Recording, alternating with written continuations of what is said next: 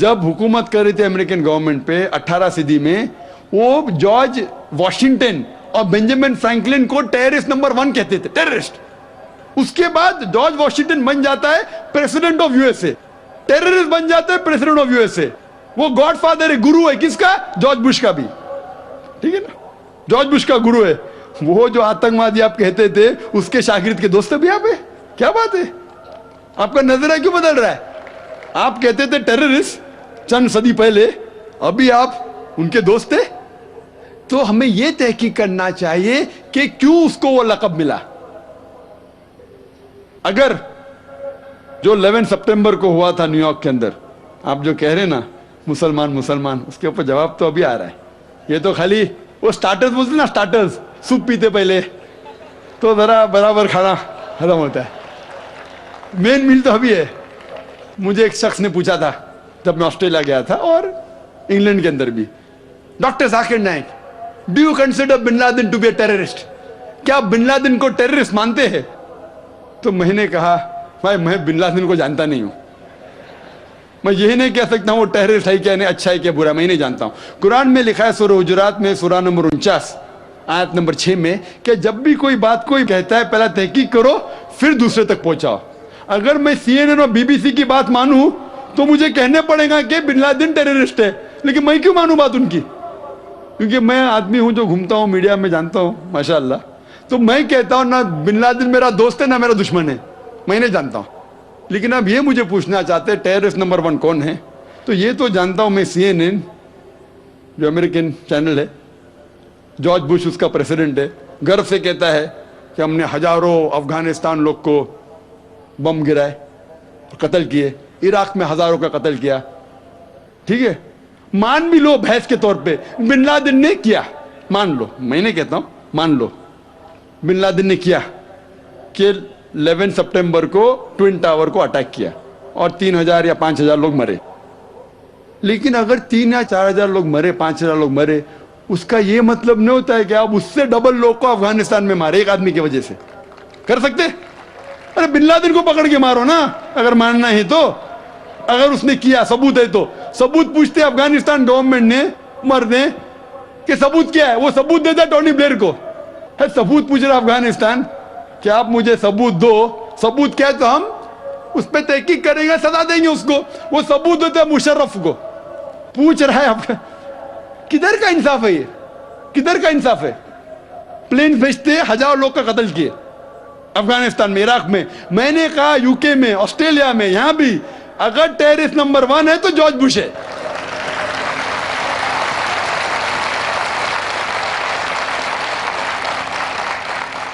Twin tower को किसने गिराया?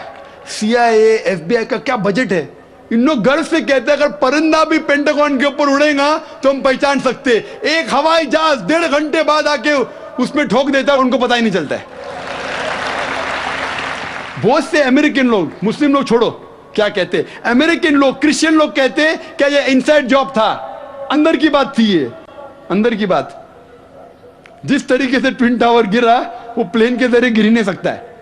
कितने लोग कहते हैं कि ये जॉर्ज बुश ने किया अपने वोट बैंक के लिए। कल मैं कह रहा था ना पॉलिटिशियंस के बारे में, कल की तकरीर सुनी ना आपने, हकीकत लगी क्या ने? क्या होगा? 5000 लोग को मारो, वोट तो मुझे मिलेगा।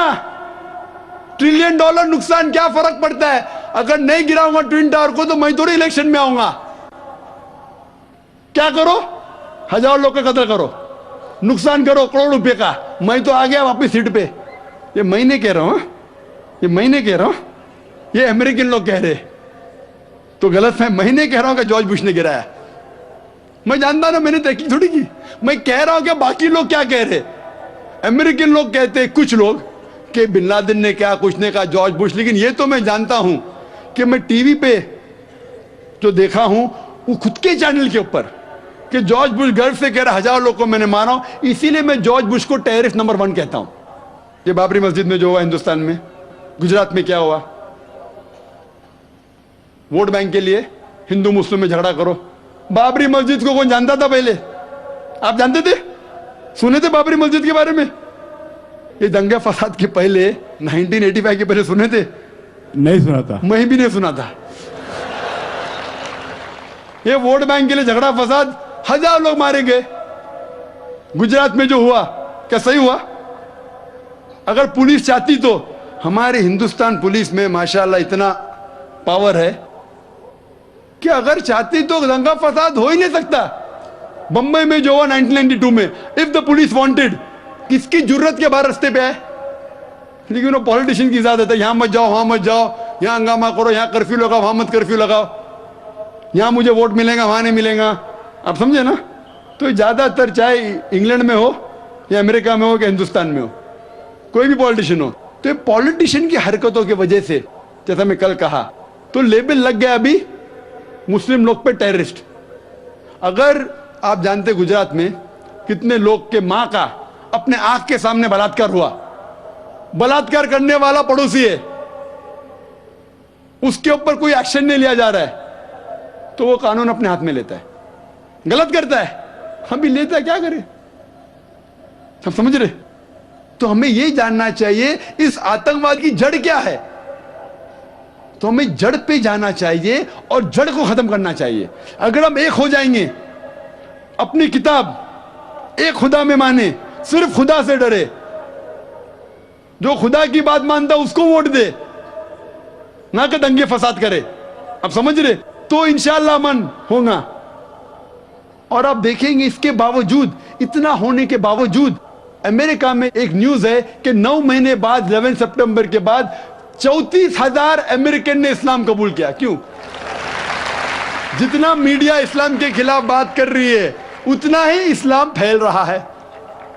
میں جب تقریر کرنے جاتا تھا 11 سپٹمبر کے پہلے امریکہ میں, مجمع ہوتا تھا ماشاءاللہ ہزاروں لوگ کا, یہ امریکن بہت کم آتے تھے. ابھی جاتا ہوں تو بڑی تعداد ہے, یہ جاننا چاہتے کیا اسلام میں. آپ بھی آ جائے, شاید 11 سپٹمبر کے پہلے نہیں آتے تھے, برابر کہ نہیں؟ آپ جاننا چاہتے ہیں کیا مذہب ہے یہ آتنکوادی مذہب, میں بھی تو دیکھوں. آ کے متاثر ہو گئے کہ نہیں؟ الحمدللہ. ڈنکے کی چوٹ پہ کہتا ہوں, میں کیوں ڈروں کس سے؟ کیونکہ اللہ تعالیٰ فرماتے ہیں سورہ عمران میں, سورہ نمبر 3 آیت نمبر 54 میں, مکر مکر اللہ واللہ خیر الماکرین. ان نے پلان کیا, پلاننگ کی, اللہ نے بھی پلاننگ کی. سب سے بہترین پلانر اللہ ہے. یہ ویسٹرنرز پلاننگ کر رہے کہ اسلام کو دبانے کو, اسلام اور بڑھ رہا ہے اور پھیل رہا ہے. جتنے دبانے کی کوشش کر رہے پھیل رہا ہے. میڈیا کہتی ہے کہ اسلام میں خواتین کے حقوق نہیں ہیں. 2/3 آف دا پیپل ایکسپٹنگ اسلام, 66% کے اوپر جو لوگ اسلام قبول کر رہے ہیں امریکہ اور یورپ میں, وہ وومن ہیں, عورتیں. اگر عورتیں کو حقوق حق نہیں ملتے اسلام میں, تو یہ امریکن عورتیں اسلام کیوں قبول کر رہے, یورپین عورتیں کیوں قبول کر رہے؟ کیونکہ ان کو اسلام میں جتنے خرابی دنیا میں ہیں اس کا حل مل رہا ہے. یوان ریڈلی تھی ایک برٹش رپورٹر جو افغانستان میں گئی تھی رپورٹ کرنے کے لیے طالبان کے وقت. جس طریقے سے سلوک کیا طالبان نے ان کے ساتھ, میں طالبان کا دوست نہیں ہوں بھائی, تو آپ بولیں گے طالبان کا ایجنٹ آ گیا. میں نہ بن لادن کو جانتا ہوں نہ کوئی طالبان کو جانتا ہوں, حق کی بات کہتا ہوں, ڈرتا نہیں ہوں. اگر برٹشرز نے کہا کہ بھگت سنگھ ٹیررسٹ ہے, میں ان کے خلاف ہوں, ڈرتا نہیں ہوں. تو یوان ریڈلی نے اسلام قبول کیا, بعد میں گئی تھی خلاف لکھنے کے لیے, متاثر ہو گئے, مسلم بن گئے. تو اسی لیے ہمیں حق کی تحقیق کرنا چاہیے, اور ہمیں جو لوگ حق کے خلاف ہے ان کے ساتھ جنگ کرنا چاہیے, تبھی اس دنیا میں امن ہوگا. مائک نمبر 5 سے سوال کریں. Assalamu alaikum, sir. So thanks for giving me the second chance to speak. I'm Supriya Patil. So my question is, if a non-Muslim believes in Islam, but only as the world is so he gets scared to accept Islam, but it's in the heart that Islam is the right religion, and if he dies in the same state, will that person go to Jannah? Will it go to heaven? بہن نے پوچھا ہے کہ وہ اسلام کے بارے میں صحیح سمجھتی ہے, پسند کرتی ہے, لیکن دنیا سے ڈر رہی ہے اور اسلام قبول نہیں کرتی ہے, تو کیا وہ جنت میں جائیں گی؟ اگر دل میں کس کو ایمان ہے, دل میں ایمان ہے کہ خدا ایک ہے اور شرک نہ کرے اور محمد صلی اللہ علیہ وسلم کی بات پہ مانے اور عمل کرے, لیکن دنیا کو نہ بتائے, چپکے سے بھی عمل کرے, تو انشاءاللہ جنت میں جائیں گے.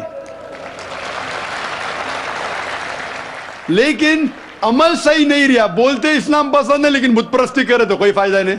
बोलते इस्लाम अच्छा मजहब है, तकरीर पसंद है लेकिन घर पे जाके बुत परस्ती करे, क्या फायदा तकरीर पसंद का? डॉक्टर जाकिर नाइक ने अच्छे तकरीर की, घर पे जाके बुत परस्ती करते, क्या फायदा? तो अगर आपको इस्लाम पसंद है लेकिन खौफ है माशरे का, किसी का कत्ल हो जाएगा, तो अगर आप दिल में इसको रखते हैं और इस्लाम फॉलो करते तो इंशाअल्लाह अल्लाह आपको जन्नत में डालेंगे. माइक नंबर 1 से भाई सवाल कर सकते हैं. मेरा नाम संजय पंडित है, मैं प्रोटेस्टेंट क्रिश्चियन हूँ. डॉक्टर साहब से मैं 2 छोटे सवाल पूछना चाहता हूँ.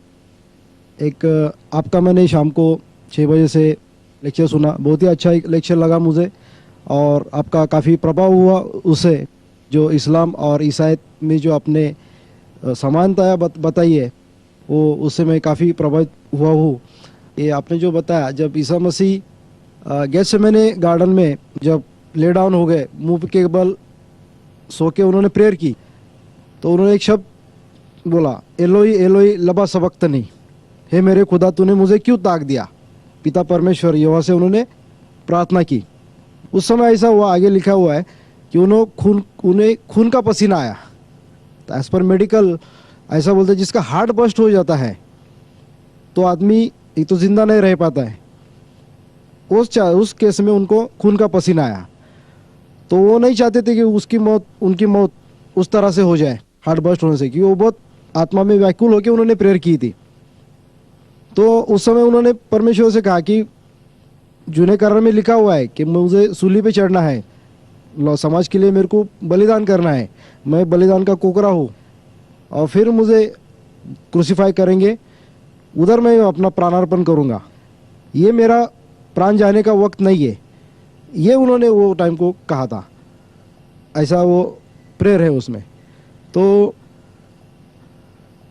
उन्होंने परमेश्वर ने उनको छोड़ा नहीं था वो टाइम. भाई साहब, वो दोनों वाक्य में मिक्सअप हो रहे हैं. जो मैंने जो वाक्य बयान किया था मेरे तकरीर के अंदर, जब ईसा अलैहिस्सलाम गार्डन ऑफ गेत्सेमनी में जाते हैं, उसका जिक्र है गॉस्पेल ऑफ मैथ्यू में. गॉस्पेल ऑफ मैथ्यू में चैप्टर नंबर 26 वर्स नंबर 39 में वहां जाके वो दुआ करते हैं, और लिखा हुआ है कि Jesus Christ peace be upon him fell on his face, वो चेहरे के बल गिरे और खुदा की प्रार्थना की. आप जो जिक्र कर रहे अल्लाह अल्लाह लमा सबक्तनी, इस टाइम वो नहीं कहते, वो अल्लाह अल्लाह लमा सबक्तनी कहते हैं जब वो सूली पे चढ़ाए जाते हैं. और इसका जिक्र है गॉस्पेल ऑफ मार्क में चैप्टर नंबर 15 वर्स नंबर 34. इसमें जिक्र है जब वो सूली पे चढ़ते हैं, जिसका जिक्र गॉस्पेल ऑफ मैथ्यू में भी है चैप्टर नंबर 27 वर्स नंबर 46 में. वो जब सूली पे चढ़ाए जाते उस टाइम कहते अल्लाह अल्लाह लमा सबक्तनी, O God why has thou forsaken me. तो अब दोनों वाक्य में मिक्सअप हो चुके. जब वो सूली पे चढ़ाए जाते तो उस टाइम वो ईश्वर को बुलाते नाम अल्लाह से, अल्लाह अल्लाह लमा सबक्तनी. इसका जिक्र मैं तकरीर में किया था. Hope that answers the question. अभी तक हम माइक पर किए गए सवालात के जवाबात डॉक्टर साहब से सुन रहे थे. अब हम पेपर स्लिप से आए हुए सवालात के जवाबात का सिलसिला शुरू करेंगे. पहला सवाल हमारे एक ईसाई भाई हैरी डिकोस्टा का है. वो सवाल करते हैं कि कुरान तो कहता है कि ईसा मसीह कलिमतुल्लाह और रूहुल्लाह है, ये सब तो साफ साफ बतलाता है कि वो खुदा है. हमारे ईसाई भाई मिस्टर हैरी ने सवाल पूछा है कि कुरान मजीद में जिक्र आता है कि ईसा अलैहिस्सलाम कलिमतुल्लाह है और रूह अल्लाह है, तो इससे ये साफ जाहिर होता है कि ईसा अलैहिस्सलाम खुदा है.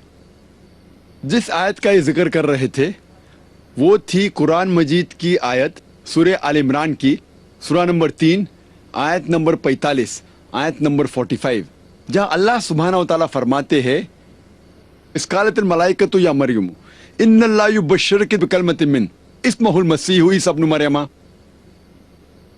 Behold, the angel said, O Mary, Allah giveth glad tidings to thee of a word from him. His name shall be Jesus, the son of Mary. फरिश्ते कहते हैं मरियम अलैहिस्सलाम से, क्या हम तुमको बशारत देते हैं अल्लाह की तरफ से एक कलाम